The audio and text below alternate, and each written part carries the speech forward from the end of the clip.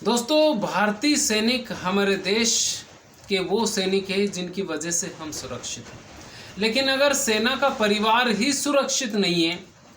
तो हमारे देश में ये क्या हो रहा है। एक भारतीय सेना में एक सैनिक तैनात है कश्मीर में और वो तमिलनाडु के रहने वाले हैं, लेकिन उनकी पत्नी को 120 लोगों ने अर्धनग्न करके पीटा, मारा और छेड़छाड़ की, ऐसे आरोप भारतीय सैनिक ने लगाए हैं। क्या है कहानी पूरी आपको मैं इसी वीडियो में बताऊंगा। नमस्कार, मेरा नाम है मोहन अहिरवार और आप देख रहे हैं खबर तमारे इंडिया का यूट्यूब चैनल। दोस्तों, चैनल पर पहली बार आए हैं तो चैनल को सब्सक्राइब जरूर कर लीजिएगा और बेल आइकन यानी घंटे के बटन को आप जरूर दबा दीजिएगा, जिससे कि आने वाले हर वीडियो हमारे आपको मिलते रहे। दोस्तों, आज की जो सच्ची घटना है ये तमिलनाडु के तिरुवन्नामलाई की है और तिरुवन्नामलाई में जो हुआ है उसको देखने के बाद, सुनने के बाद, यानी ये वीडियो जब भारतीय सैनिक ने कश्मीर से वायरल किया और गुहार लगाई तमिलनाडु सरकार से कि उनके परिवार पर क्या बीत रही है। दोस्तों, ये कहानी शुरू होती है आज से यानी लगभग 10 फरवरी को एक समझौता होता है और समझौता होता है रेणुगंबल मंदिर की एक दुकान, क्योंकि ये जो मामला है ये तमिलनाडु के तिरुवन्नामलाई क्षेत्र का है और वहाँ पर रेणुगंबल कोई मंदिर है। रेणुगंबल मंदिर में एक दुकान के कारण एक समझौता होता है और समझौता ये होता है कि 10 फरवरी से पहले एक व्यक्ति जिनका नाम कुमार ने 9.5 लाख रुपए में एक व्यक्ति को दुकान 5 साल की अवधि के लिए किराए पर दे दी, 9.5 लाख रुपए में। अब कुमार ने जिस व्यक्ति को ये दुकान दी उनका नाम था सेल्वा मूर्ति। वही व्यक्ति हैं जो कश्मीर में सैनिक तैनात है, उनका नाम प्रभाकरण है और प्रभाकरण के ससुर हैं, यानी प्रभाकरण की पत्नी का नाम कीर्ति है और कीर्ति के पिता का नाम सेल्वा मूर्ति है। सेल्वा मूर्ति ने 5 साल की अवधि के लिए कुमार नाम के एक व्यक्ति से 9.5 लाख रुपए में एक दुकान खरीदी और दुकान खरीदने के कुछ साल यानी कि 1-2 साल के अंदर ही जो कुमार होते हैं, कुमार नाम का जो व्यक्ति होता है, इनकी डेथ हो जाती है। जब कुमार की डेथ होती है तो कुमार का जो बेटा होता है जिसका नाम रामू बताया जाता है और रामू ये कहता है कि अब मेरे पिताजी तो इस दुनिया में है नहीं, यानी रामू कह रहा है कि पिताजी इस दुनिया में नहीं है और मैं दुकान चाहता हूँ और इसके बदले में मैं पैसे वापस रिटर्न सेल्वा मूर्ति को करना चाहता हूँ। लेकिन सेल्वा मूर्ति दुकान देने के लिए तैयार नहीं थे। ये जो सिलसिला है ये चलता रहता है, लेकिन 10 फरवरी 2023 को एक समझौता होता है जिस पर हस्ताक्षर किए जाते हैं।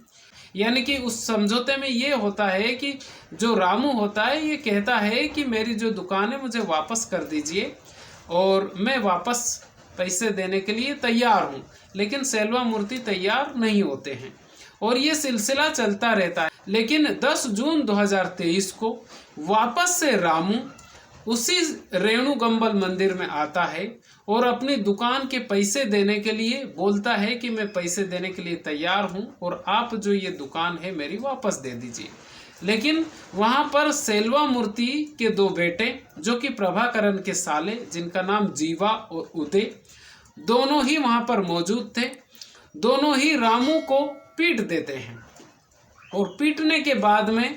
जो स्थानीय वहाँ के जो मंदिर परिसर के और भी दुकान वाले जो लोग होते हैं वो रामू की तरफ हो जाते हैं और इस बीच में दोनों पक्षों में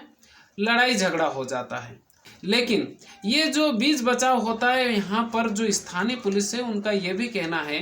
कि वहाँ पर जो झगड़ा हुआ था ये इस दुकान को लेकर हुआ था और इस दुकान के कारण ही ये पूरा जो मामला है ये वायरल हुआ। लेकिन जो उसके कुछ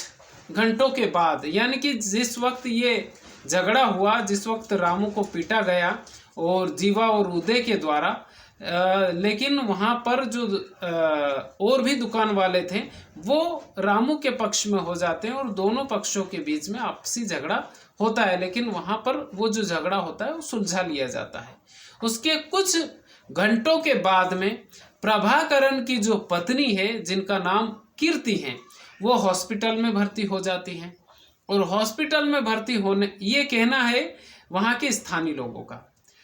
कि वो जो कीर्ति है वो हॉस्पिटल में भर्ती हो जाती है और उसके बाद में आरोप लगाती है कि मेरे ऊपर 120 लोगों ने हमला किया और गलत नियत से छेड़छाड़ की, और उसके बाद में बुरी नियत से छेड़छाड़ की, उनका ये कहना है, कीर्ति जो प्रभाकरण की जो बीवी है।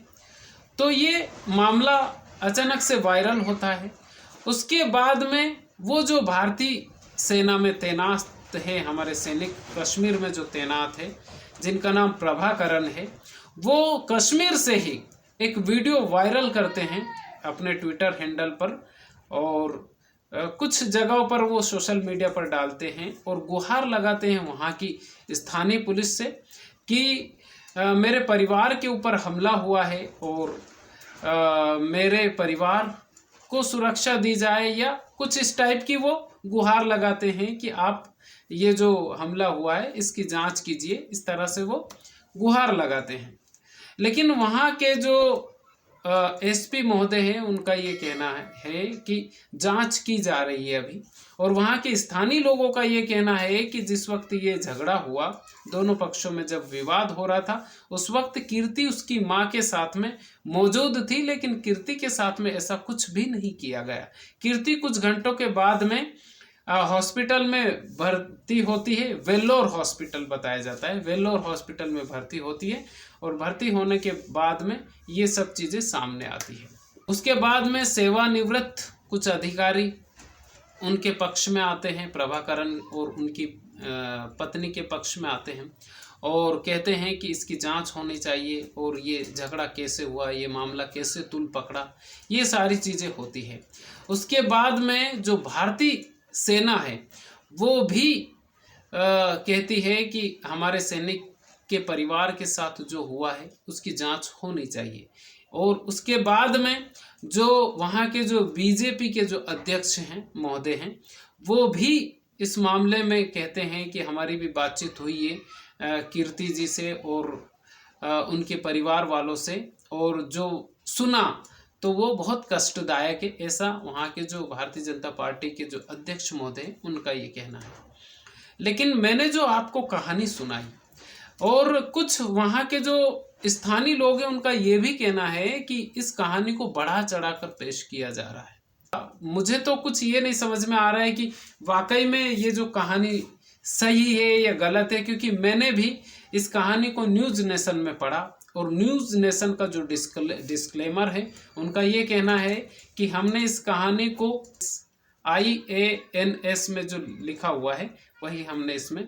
न्यूज़ नेशन में बताया है। यानी कि कौन सी खबर सही है, जो भारतीय सैनिक बोल रहा है वो सही है, या उनकी पत्नी जो बोल रही है वो सही है, या फिर वहाँ के जो स्थानीय लोग कह रहे हैं वो सही है। वैसे पूरी जांच की जा रही है और वहाँ की जो स्थानीय पुलिस है वो जांच में जुट गई है और 2 लोगों को अभी तक गिरफ्तार भी कर लिया गया है।